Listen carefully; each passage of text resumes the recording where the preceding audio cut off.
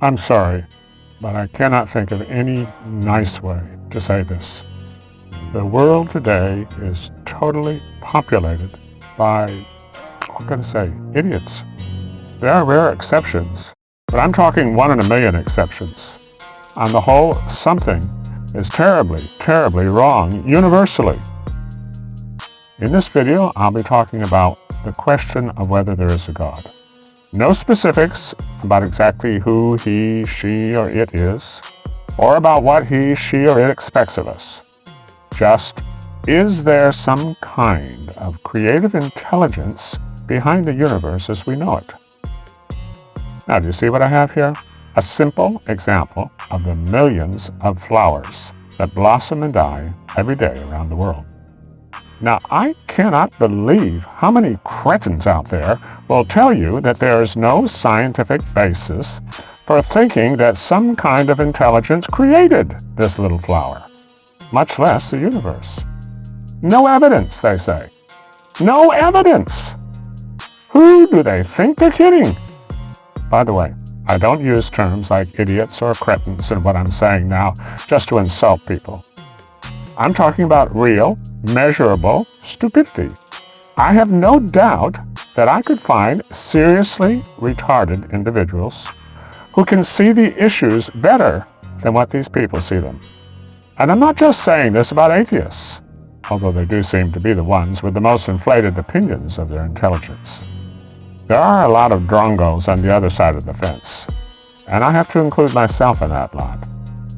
We have for many years caved in to the argument that no one can prove there's a God. I used to say, yeah, I can see. God's invisible. I can't reach out and touch him. It's all about faith, and you can't prove faith.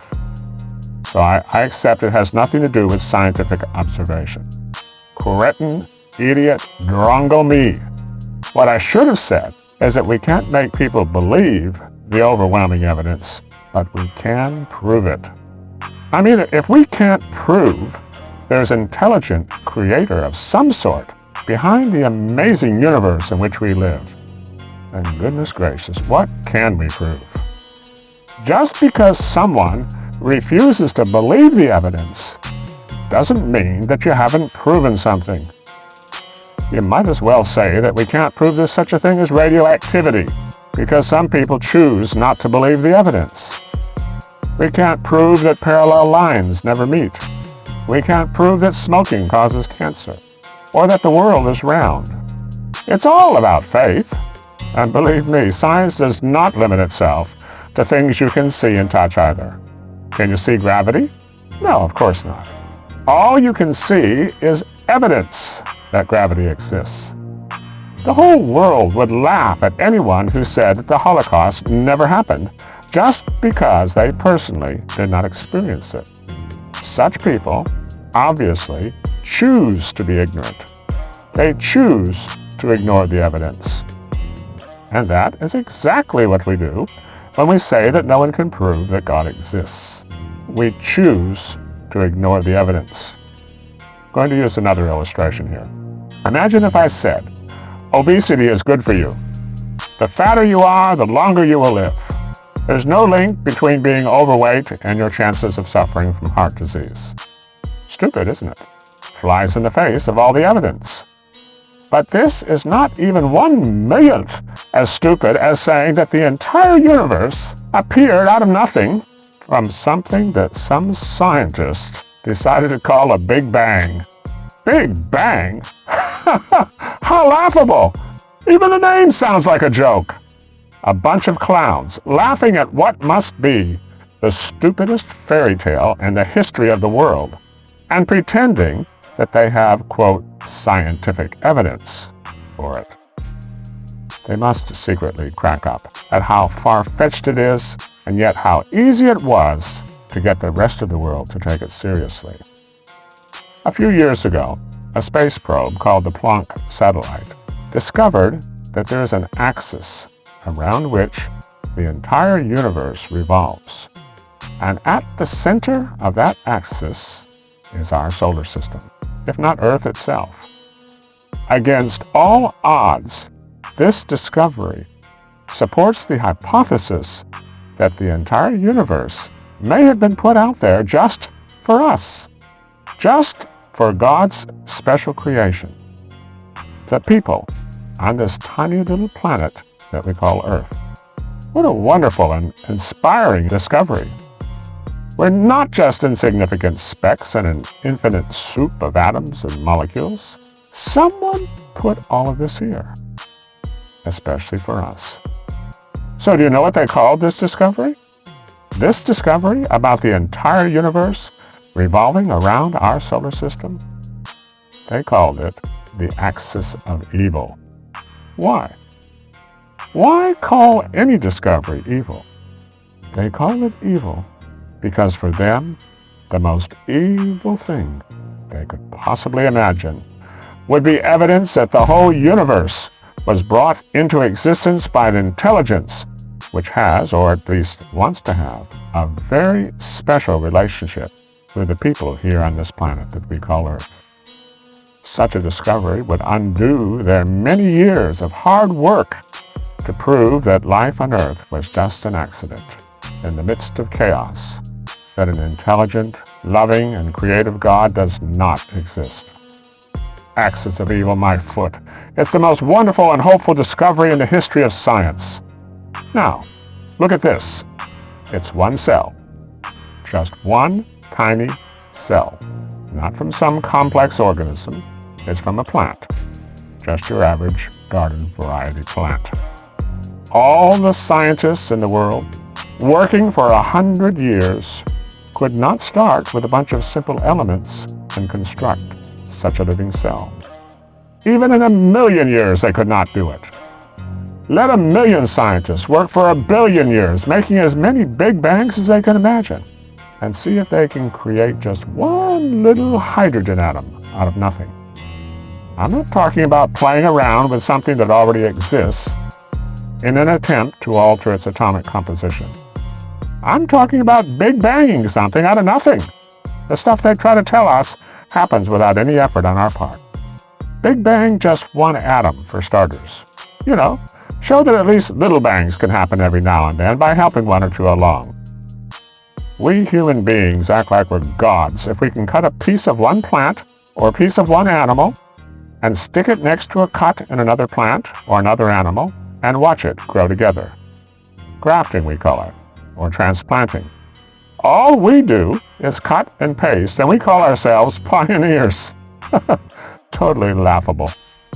We can play games like that with atoms and molecules, genes, strips of DNA and skin and organs, and still, all we're really doing is playing with someone else's Lego set.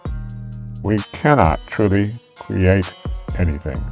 Not even a single atom, and certainly no new life.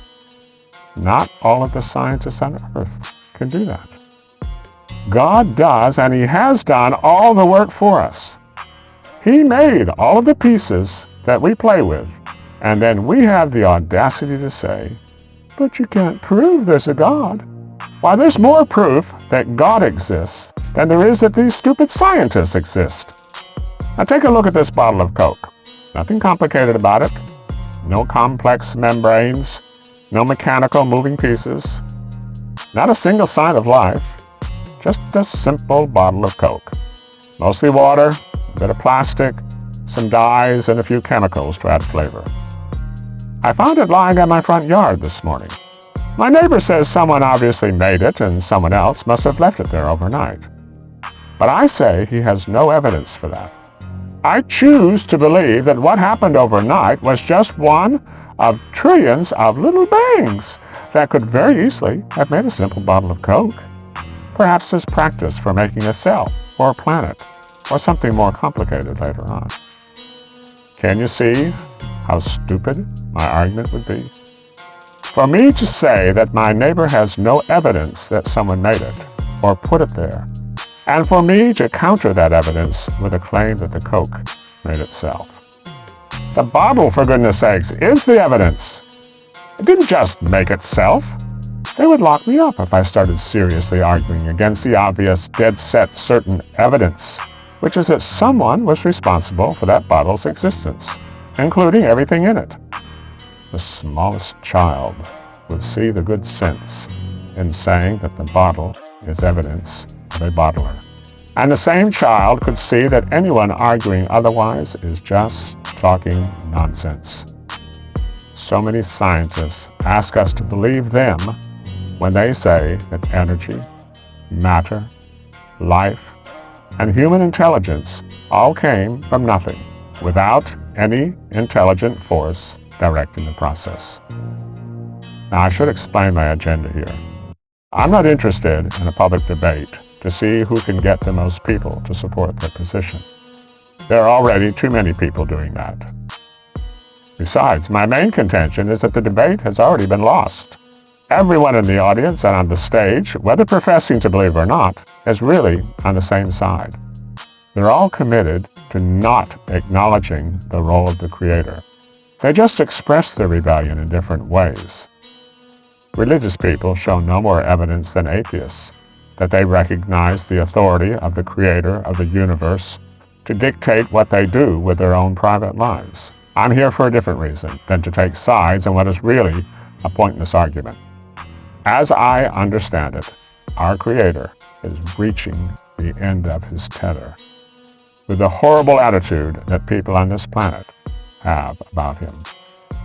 Argue all you like about what he specifically wants from us, but don't you dare question his existence, and then expect him to ignore your blasphemy. Every atom in the universe cries out in support of the Creator's existence, and every atom in the universe damns our exaggerated assumptions about human intelligence. We are all retards when it comes to comparisons between us and our Creator. That is my message from the Creator and to the inhabitants of this planet. Repent of your disbelief and fall on your faces in deep sorrow for the way you have wasted the precious gifts that he has given you. Do that or face the unmitigated wrath of God in the very near future. That's all I've got to say for now.